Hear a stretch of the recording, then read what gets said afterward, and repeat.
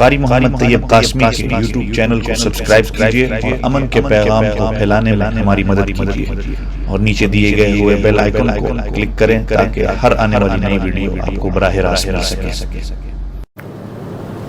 کیا خیال ہے آپ؟ نبی پاک صلی اللہ علیہ وسلم اتنی تربیت نہ کرتے تو حسن کیسے بنتا؟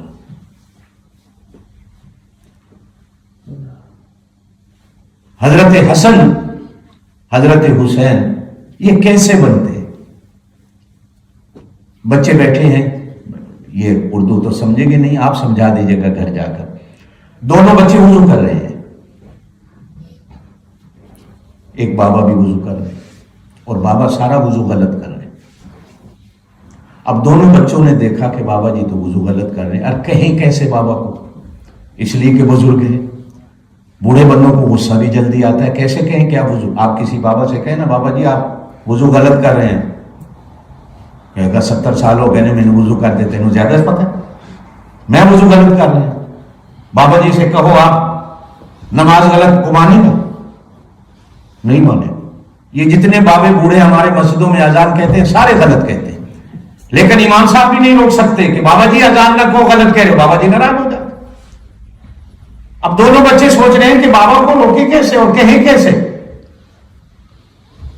تو اب دونوں نے ترکیب سوچی، بابا جی سے کہنے لگے بابا جی ہم دونوں بھائی لڑ رہے ہیں، یہ حسن کہتا ہے میں وضو صحیح کرتا ہوں، میں کہتا ہوں میں وضو صحیح کرتا ہوں، ہم دونوں آپ کے سامنے وضو کرتے ہیں، آپ ہمارا وضو دیکھ کر فیصلہ کر دیں کہ ہم دونوں میں سے کون صحیح کر رہا ہے۔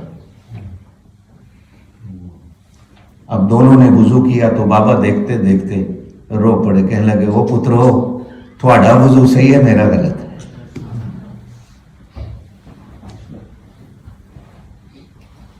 حضرت عدی بن حاتم رضی اللہ تعالیٰ یہ حاتم تائی کے بیٹے ہیں، اور حاتم تائی مسلمان نہیں تھا، کرسچن تھا۔ آج بھی اس کی مدینے سے کو 200 کلومیٹر کے فاصلے پر بستی ہے حاتم تائی کی، مکہ میں طے اسے کہا جاتا ہے۔ وہ حضور پاک صلی اللہ علیہ وسلم سے پہلے ہوا۔ حضرت عدی کی بہن ایک غزوے میں قیدیہ ہو گئی۔ یہ جو مشہور واقعہ حضرت علی کا کہ ننگے سر بیٹھی تھی، حضور نے فرمایا علی اس بیٹی کے سر پہ چادر ڈال دو، تو حضرت علی نے کہا یا رسول اللہ یہ تو کافر کی بیٹی ہے۔ حضور نے فرمایا بیٹی بیٹی ہوتی ہے، چاہے کافر کی ہو چاہے مسلمان کی ہو، اس کے سر پہ چادر ڈال دو۔ اب جب وہ نبی پاک صلی اللہ علیہ وسلم کی خدمت میں حاضر ہوئی تو اس نے کہا میں حاتم تائی کی بیٹی ہوں۔ نبی پاک صلی اللہ علیہ وسلم نے فرمایا تیرا بھائی کہاں ہے؟ عرض کیا وہ تو بھاگ گیا۔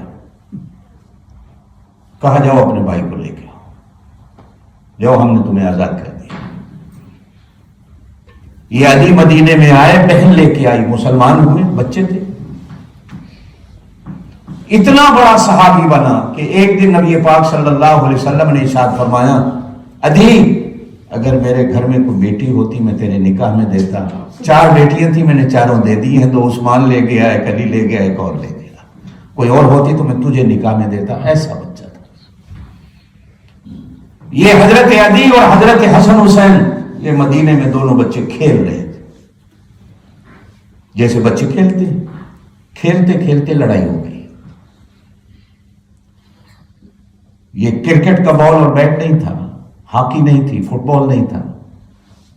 لڑائی کیا ہوئی؟ حضرت عدی کہنے لگے میرا دادا بہت بڑا سخی تھا جس کا نام حاتم تائی تھا۔ یہ دونوں کہنے لگے ہمارے نانا تیرے دادا سے بھی بڑے سخی تھے۔ اسی بات پہ لڑائی ہو، وہ کہے میرا دادا بڑا سخی تھا، یہ کہے ہمارا نانا بڑا سخی تھا۔ اب جذبات میں دونوں نے کہا اچھا بتا تیرا دادا کتنا بڑا سخی تھا؟ تو وہ کہنے لگے کہ میرے دادا کی ایک کوٹھی تھی، اس کے 10 دروازے تھے،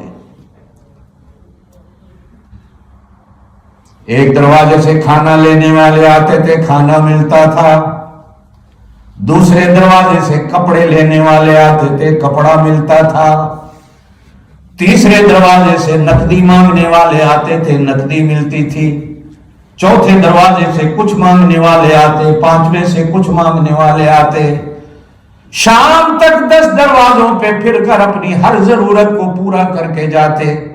دونوں بھائی ہنس پڑے، کہنے لگے یہ بھی کوئی سخاوت ہے کہ مانگنے آؤ تو سارا دن گھومتے رہو؟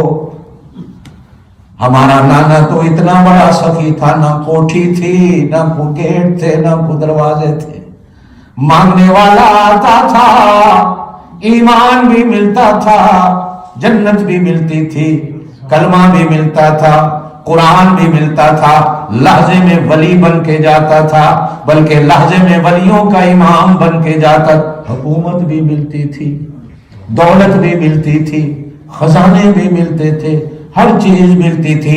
اب بتا تیرا دادا بڑا سخی تھا یا ہمارا نانا بڑا سخی؟ کہہ دو نا سبحان اللہ۔ یہ حسن حسین کیسے بنتے؟ ہمارے ہاں وتر کی دعائیں ہم اسے قنوت کہتے ہیں، ایسے ہی نا دعائیں قنوت۔ ایک اور ہے اسے قنوت نازلہ کہا جاتا ہے، لیکن کچھ لوگ اسے بھی وتر میں دعائیں قنوت پہ پڑھتے ہیں۔ اللہم اہدنا فیمن ہدیت وعافنا فیمن عافیت وتولنا فیمن تولیت وبارک لنا فیما اعطیت وقنا شر ما قضیت فإنك تقضي ولا يقضى عليك إنه لا يذل من واليت ولا يعز من عاديت تبارك ربنا وتعاليت ونستغفرك ونتوب إليك وصلى الله على النبي وعلى آله وصحبه۔ آپ نے دیکھا ہوگا حرم میں بھی لوگ اس کو دعائے قنوت بنا کے پڑھتے ہیں۔ ہمارے یہاں اس کو قنوت نازلہ کہا جاتا ہے کہ جب مشاکل آتی ہیں، مصیبتیں آتی ہیں، جنگ و جدال آتی ہے، تو فجر کی نماز کی دوسری رکعت میں رکوع کے بعد بغیر ہاتھ اٹھائے ہوئے امام دعا کرے اور پچھلے نمازی دل میں آمین کہتے رہے، اونچی آواز سے آمین کہنے کی ضرورت نہیں۔